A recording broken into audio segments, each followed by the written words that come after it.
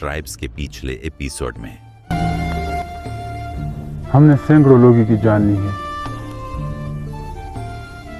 लेकिन कभी कुछ महसूस नहीं किया। मुझे ऐसा लगता है जैसे हमने किसी से उसकी जान से भी कीमती चीज छीन ली हो। यह जंगल है और जंगल के कानून में उसी की जीत होती है जिसके पास ताकत होती है। हरी से कहना कि पहाड़ों पे नजर रखें और कोई भी हमारे इलाके में दिखे तो उसे फौरन खत। ये खत भेज दो शालमार, दारा बोंडे को लेने के लिए किसी को भेजेगा। कैसे अभी इनकी तबीयत? तुम्हें जो भी चाहिए होगा सुल्तान आपकी मदद करेगा। सरदार, एक आदमी आपसे मिलना चाहता है।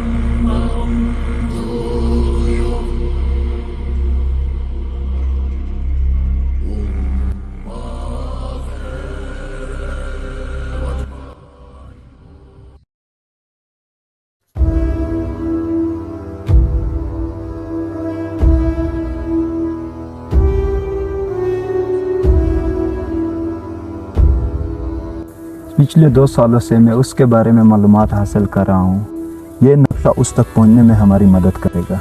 मैं तुम्हें बारीकी से इसके बारे में समझाना चाहता हूँ। जारी रखो। शालमार शहर, यह है शालमार शहर।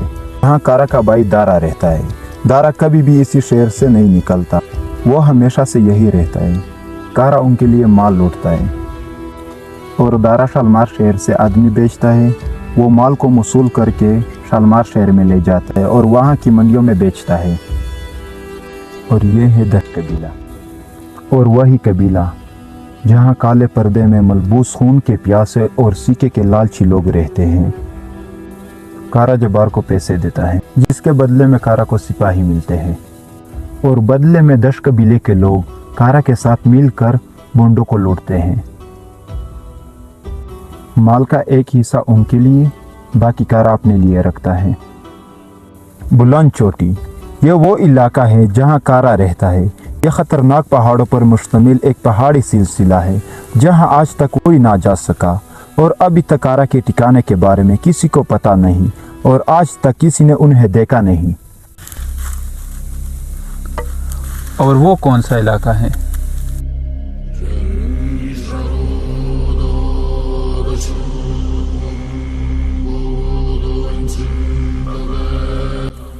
वो यहाँ से काफ़ी दूर है। मैंने बहुत सोचा और कई लोगों से मालूमात हासिल करने की कोशिश की, लेकिन अभी तक मुझे मालूम ना हो सका। वहाँ शायद वो कबीला रहता है, और अगर सच में वो कबीला वही है जिसके बारे में मेरे बाबा ने मुझे बताया था, तो वो शायद हमारी मदद भी कर ले। कौन सा कबीला? अभी नहीं, वक्त आने पर मैं खुद तुम्हें बताऊंगा। खजनी, तुम जारी रखो। अभी हमारे पास वक्त नहीं, इसलिए अभी हमें निकलना होगा, क्योंकि कारा के सिपाही जिसे वो हमले के लिए लाया था 10 कबीले लौटते होंगे। वो इस रास्ते से वापस जाएंगे, इसलिए हम उन्हें रास्ते में मार सकते हैं। लेकिन सरदार, हम सीधा जाकर कारा पर हमला क्यों नहीं करते? जब तक हमें उनके बारे में मुकम्मल मालूमात हासिल नहीं होती, वो रहता कहाँ है, उसके पास फौज कितनी है, तब तक हम उन पर हमला नहीं कर सकते। और दूसरी बात, हो सकता है कि उमर जिंदा हो, और खुदा ना खास्ता अगर हम नाकाम हुए और उन्हें हमारे बारे में मालूम हुआ तो उन्हें खतरा हो सकता है। अगर सच में वो इस रास्ते से आ रहे हैं गजनी के मुताबिक, तो फिर हमें फौरन निकलना होगा। सुल्तान से कह दो कि फौरन हमले की तैयारी करे। याकूब अरसलान के साथ यहीं रहेगा।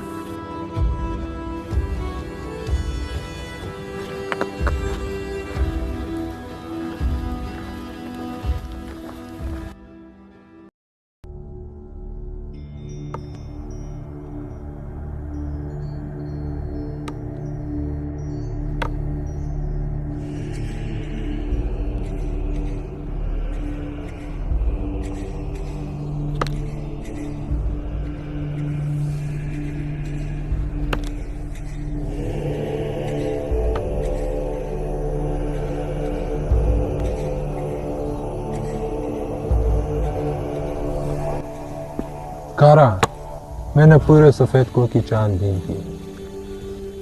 इंसान तो दूर की बात है, हैवान तक भी नहीं है हमारे इलाके में।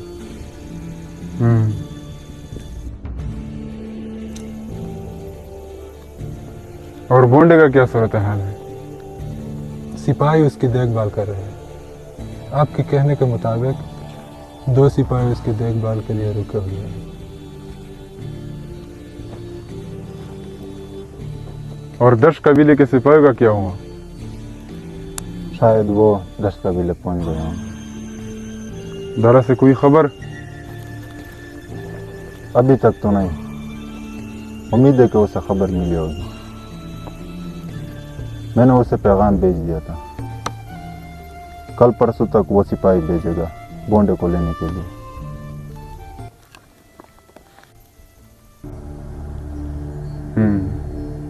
ठीक है, शिकार मिलने तक हम खामोश रहेंगे। शिकार मिलने पर हम दोबारा हमला शुरू करेंगे। इस साल हमें दारा तक काफी माल पहुंचाना है।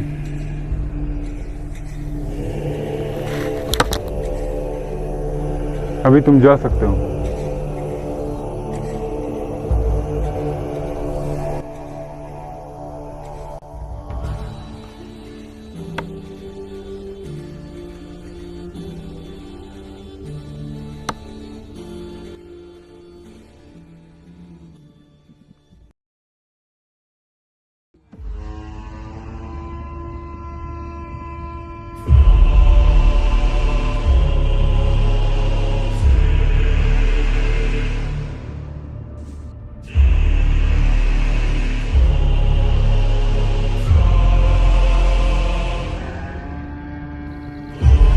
कौन हो आप लोग?